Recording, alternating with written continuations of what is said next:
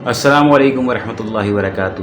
حضرات کیسے ہیں؟ بہت دنوں بعد ویڈیو لے کے حاضر ہوا ہوں۔ وقت بڑا کم ملتا ہے، میں نوکری پیشہ آدمی ہوں، تو بس جب مل جائے استفادہ حاصل کریں۔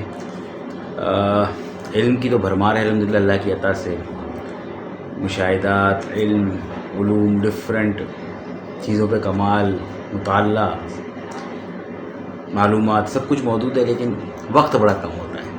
تو جب آ جائیں بس سن لیں۔ میں معذرت چاہتا ہوں آپ لوگوں سے شروع سے اس کام کے لیے کہ دیر بہت کر رہا ہوں ویڈیوز میں۔ آج جو میں ویڈیو لے کے آیا ہوئی برس کا بڑا فرمائش تھی لوگوں کی، دیوان صالحین اور مجلس محمدی صلی اللہ علیہ وسلم، یہ ایسے صلی اللہ علیہ وآلہ وسلم، یہ ایسے ٹاپکس ہیں، یہ ایسے جو کہ بہت ہی توجہ طلب، ڈیٹیل بیان اور بہت ہی آسان ادائیگی چاہتے ہیں تاکہ لوگوں کو سمجھ آ سکے۔ بہت سے لوگوں کو یہ چیز کلیئر نہیں ہوگی، تو میں کوشش کروں گا کہ آسان سے آسان تر کر کے سمجھاؤں۔ مجلس محمدی صلی اللہ علیہ وسلم سب سے اعلیٰ اور عرفہ مجلس ہے، جس کی صدارت آقا کریم صلی اللہ علیہ وسلم کرتے ہیں۔ تمام اولیاء وہاں حاضر ہوتے ہیں اور آقا کریم صلی اللہ علیہ وسلم سے استفادہ حاصل کرتے ہیں۔ یہ آسان سی ڈیفینیشن ہے۔ اس تک رسائی کیسے ہوتی ہے بتاتا ہوں۔ اس کے علاوہ دیوان صالحین جو ہیں وہ ایک دیوان ہے، ایک مجلس ہے جس میں صالحین، اولیاء اللہ جمع ہوتے ہیں۔ اس میں بھی کبھی کبھار آقا کریم صلی اللہ علیہ وسلم صدارت فرماتے ہیں، اور حضرت موسیٰ علیہ السلام، حضرت جبریل علیہ السلام اور ان لوگوں کی بھی وہاں پہ کبھی کبھی، یا سال میں ایک بار، جیسے کہ شب قدر کے اوپر وہ لوگ بھی موجود ہوتے ہیں اس دیوان کے اندر۔ تو ان دونوں کی ڈفرینس اور ان دونوں کے بارے میں مکمل تفصیلات دینے کی کوشش کرتا ہوں جتنی دے سکا۔ جزاک اللہ۔ آئیے شروع کرتے ہیں۔ پہلے بات کرتے ہیں دیوان صالحین کی۔ یہ وہیں غار حرا میں آقا کریم صلی اللہ علیہ وسلم بعثت سے پہلے جہاں عبادت فرمایا کرتے تھے، اللہ کی یاد میں جا کے بیٹھا کرتے تھے، تو جہاں پہ جبریل علیہ السلام وہی لے کے آنے کا سلسلہ پورا شروع ہوا، تو وہیں پہ یہ دیوان منعقد ہوتا ہے۔ اس میں جو غوث وقت ہیں وہ غار حرا کے باہر مجلس فرماتے ہیں، تشریف فرماتے ہیں۔ ان کے دائیں ہاتھ کی جانب کتب بیٹھتے ہیں چاروں۔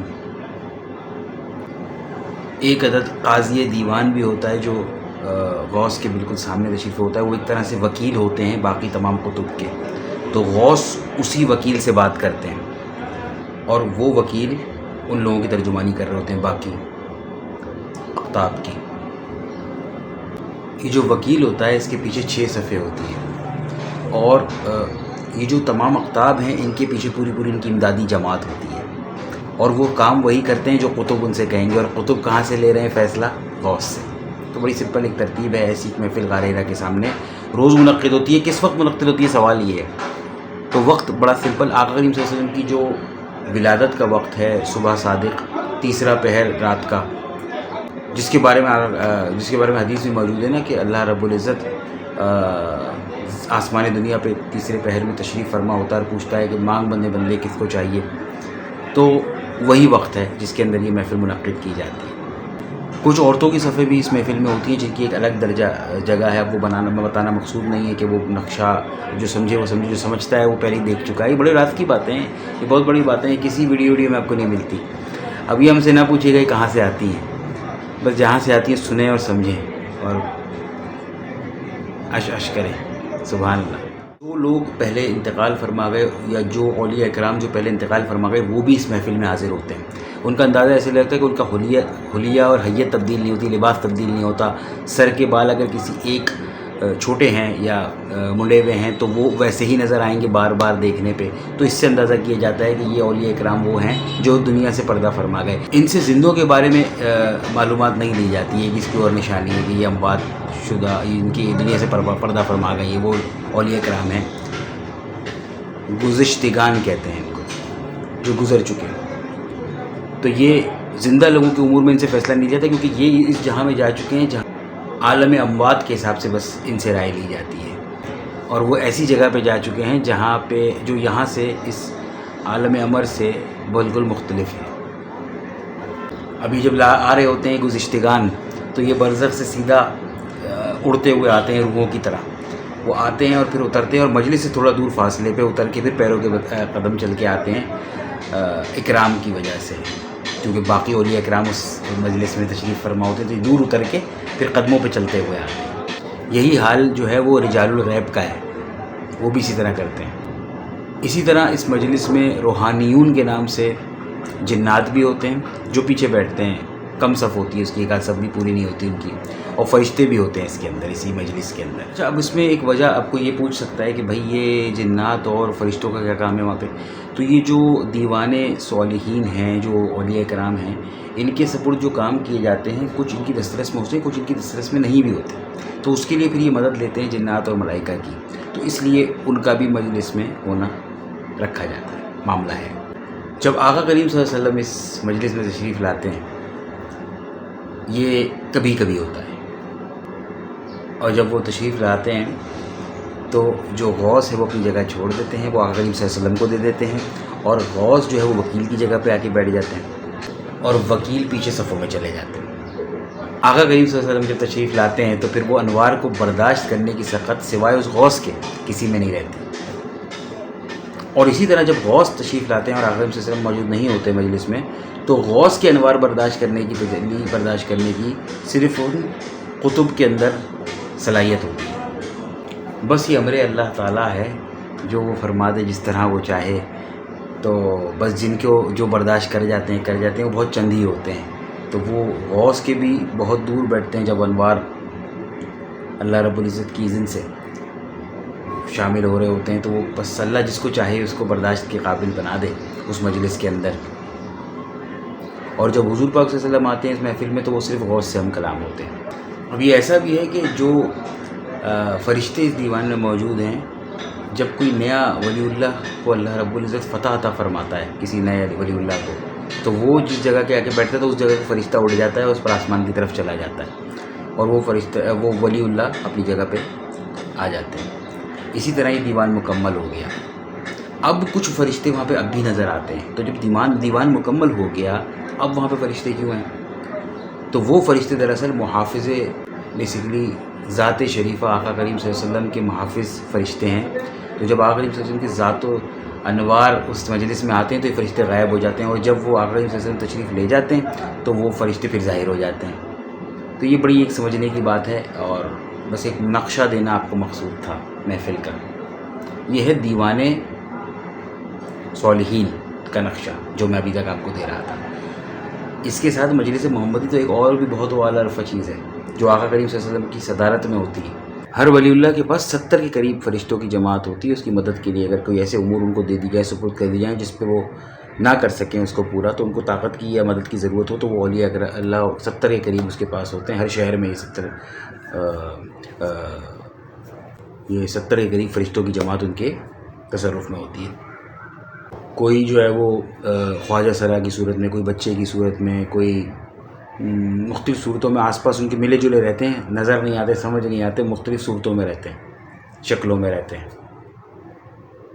عام انسانوں کی طرح رہتے ہیں، فقیروں کی شکل میں، بچوں کی شکل میں، اس طرح ان کے ساتھ رہتے ہیں اور ان کی مدد کرتے ہیں ایسے امور میں جو خود وہ کرنے کے سے قاصر ہوتے ہیں یا مدد درکار ہوتی ہے جن کو۔ ابھی بہت بڑے بڑے راز ہیں، میں تمہیں کیا کیا بتاؤں، وہ جتنا بتا رہا ہوں سن لو، جتنا نہیں بتاتا وہ میں غائب کر جاتا ہوں آن پرپس کسی وجہ سے۔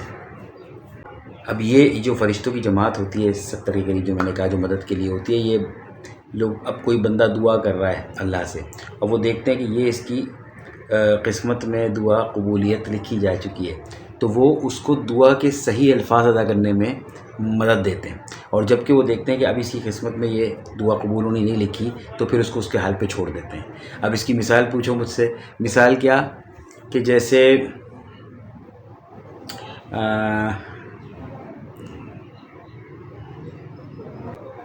یہ بہت سے کاغذوں وغیرہ پہ اللہ رسول کا نام یا جو ہمارے لیے انتہائی احترام و عزت کے قابل قرآنی آیات وغیرہ ہیں یا جس طرح جو بھی ہوتا ہے، تو اگر یہ زمین پہ گر جاتی ہیں، کبھی کبھی تو گر جاتی ہیں، استغفر اللہ، تو ان کے اندر سے یہ فرشتے اسرار نکال لیتے ہیں۔ اگر اسرار نہ نکالے تو بہت لوگ ہلاک ہو جائیں۔ ان کی اتنی تعظیم ہے، اتنا مرتبہ ہے، اتنی حرمت ہے۔ اب سوال یہ ہے کہ کیا اس دیوان کے اندر انبیاء و صالحین کی ارواح بھی آتی ہیں یا وہ بھی شرکت فرماتے ہیں؟ ارواح کا لفظ ٹھیک نہیں، وہ بھی شرکت فرماتے ہیں، اس طرح کر لیتے ہیں۔ تو شب قدر کی رات جو ہے سال میں ایک بار تمام انبیاء و مقربین، آقا کریم صلی اللہ علیہ وسلم کے تمام صحابہ، تمام ازواج، یہ سب شرکت فرماتے ہیں اس محفل کے اندر سال میں ایک بار۔ اچھا، ابھی میں جو بات کر رہا ہوں وہ ابھی بھی میں دیوان صالحین کی بات کر رہا ہوں، مجلس محمدی پہ میں بھی نہیں آیا ہوں۔ وہ ایک میں الگ ویڈیو بناتا ہوں مجلس محمدی صلی اللہ علیہ وسلم پہ، کیونکہ وہ بہت ڈیٹیل ریکوائر ہوگی اس میں، میرا خیال ہے۔ باقی جب ویڈیو بناؤں گا تو پتہ چلے گا کہ کتنا میں بول سکتا ہوں کتنا نہیں۔ تو ابھی دیوان صالحین کی بات ہی میں کر رہا ہوں۔ دیوان صالحین کے اندر ہر کوئی جو ہے نا لوح محفوظ کو نہیں دیکھ سکتا، کہ ہر ولی چاہے گا، بہت سے دیکھتے ہی نہیں، کیونکہ ان کو پتہ ہوتا ہے کہ ہماری نظر اس قابل نہیں ہے۔ بہت سے ایسے ہیں جو دیکھتے ہیں لیکن مراتب جو متن ہے اس لوح محفوظ میں جو بات لکھی ہوئی ہے اس کو سمجھنے سے قاصر ہوتے ہیں، یا اللہ کی طرف سے جو درجات عطا کیے گئے ہیں بس وہی اس کو پڑھ سکتا ہے، تو تمام نہیں دیکھ سکتے۔ دیوان صالحین کے تمام ممبر اولیاء کرام لوح محفوظ کو نہیں سمجھ سکتے یا نہیں دیکھ سکتے۔ جن کو اللہ کی جن سے اجازت ہے سمجھنے کی، پڑھنے کی، وہ سمجھ جاتے ہیں۔ جب یہ اولیاء اللہ اکٹھے ہوتے ہیں اس دیوان میں تو ایک دوسرے کی سے مدد کرتے ہیں، جیسے ان کے درمیان سے تیر نکل رہے ہیں ایک دوسرے کے نور کے، وہ ایک دوسرے کو جا کے لگتے ہیں یا ان کے اوپر جا رہے ہوتا ہے وہ نور کا حلقہ، اور تو جب یہ اٹھتے ہیں اس محفل سے تو اور زیادہ نورانی ان کے اندر کمالات پیدا ہو چکے ہوتے ہیں۔ جب کوئی چھوٹا ولی، جیسے درجے میں کوئی تھوڑا چھوٹا کم ولی جو ہیں، وہ اس محفل میں آتے ہیں تو وہ اپنے جسمانی معاملات کے ساتھ آتے ہیں، تو وہ جہاں ان کا اصلی جسم ہوگا وہ وہاں پہ نہیں پائے جائیں گے، لیکن جو بڑا ولی ہے وہ اس قید سے آزاد ہے، وہ ادھر بھی وہ شکل اختیار کرنے کی پاور رکھتے ہیں، طاقت رکھتے ہیں، یعنی وہ اپنے گھر سے غائب نہیں ہوتے، دماغ و فکر کے ذریعے حاضر ہو جاتے ہیں۔ یہ کمال اللہ تعالیٰ عطا فرمائے جسے عطا فرمائے۔ غوث کی موجودگی میں کوئی اپنے لب بھی نہیں ہلا سکتا، اتنی کمال انوار ہوتے ہیں، اور ایسا ایک وجد ہوتا ہے محفل پہ کہ اختلاف تو دور کی بات ہے، وہ اپنے زیر لب کوئی بات بھی سوچ بھی نہیں سکتا، ورنہ اس سے ایمان سلب ہونے کا خطرہ ہوتا ہے۔ جو کچھ اگلے دن ہونے والا ہو رہا ہے اس کے اوپر وہ بات کرتے ہیں، اس کے اوپر بحث کرتے ہیں، اور پھر اگلے دن اس کی ساتھ آ جاتی ہے، پھر اس دن کے معاملات کے بارے میں بات کرتے ہیں تمام محفل والے جو ہیں، دیوان صالحین کی محفل والے جو ممبرز ہیں۔ بھائی علوی سفلی تمام عالمین تو کیا، جو عالم رقہ ہے، جو 70 حجابوں سے بھی اوپر ہے اور عرش سے بھی اوپر ہے، ادھر کے معاملات میں بھی اولیاء کرام کا تصرف ہوتا ہے۔ اب اگلی ویڈیو بنائیں گے انشاءاللہ، بہت لمبی ہو گئی ہوگی ویڈیو، اگلی ویڈیو بنائیں گے مجلس محمدی صلی اللہ علیہ وسلم پہ۔ آج میں نے آپ کو دیوان صالحین کی مجلس جو دیوان لگتا ہے اس کے بارے میں تو بتا دیا، اب مجلس محمدی صلی اللہ علیہ وسلم جو ہے یہ بہت بڑا درجہ ہے، اس کے اندر رسائی کیسے ہوتی ہے، یہ کیا ہے، اس کا اگلی ویڈیو میں ذکر کرتا ہوں، جلدی آئے گی انشاءاللہ۔ السلام علیکم ورحمۃ اللہ وبرکاتہ۔ چینل کو ذرا شیئر ویئر کر دیں بھائی، درود پڑھیں اور چینل شیئر کریں، لوگوں کو بولیں کہ یہ بہت اچھا چینل۔ میں سچ بتا رہا ہوں کہ یہ معلومات آپ کو کوئی اور نہیں دیتے، لوگ اپنی ویڈیو کمرشلی چلا رہے ہیں، کوئی بیک گراؤنڈ آوازیں ریکارڈ کر رہا ہے، کوئی تصویریں بنا رہا ہے، نہیں میں یہ سب نہیں کرتا، خود ہی سامنے آ کے بیٹھ جاتا ہوں۔ چاہتا ہوں کہ اللہ تعالیٰ یہ علم بس جس تک پہنچنا، یہ کوئی بہت ہی کمرشل چیز نہیں ہے جو میں بتا رہا ہوں۔ وہ ویڈیوز ہٹ ہو جاتی ہیں لوگوں کی، اور وہ میں ان چکروں میں اگر پڑھا رہا ہوتا تو بڑی ویڈیوز آتی ہیں آپ کو۔ میں چاہتا ہوں لوگوں تک اچھی چیز پہنچ دے۔ ہاں کچھ میں بھی چاہتا ہوں کہ میرے چینل کی بات کر لیں آپ لوگوں کو بتائیں بھائی یہ بندہ اچھی بتا رہا ہے چیزیں، یہ ہم نے کہیں اور نہیں سنی، اور انشاءاللہ نہیں سنی ہوں گی آپ نے۔ اس کے ذرائع کیا ہیں یہ میں آپ کو نہیں بتا سکتا۔ السلام علیکم ورحمۃ اللہ وبرکاتہ۔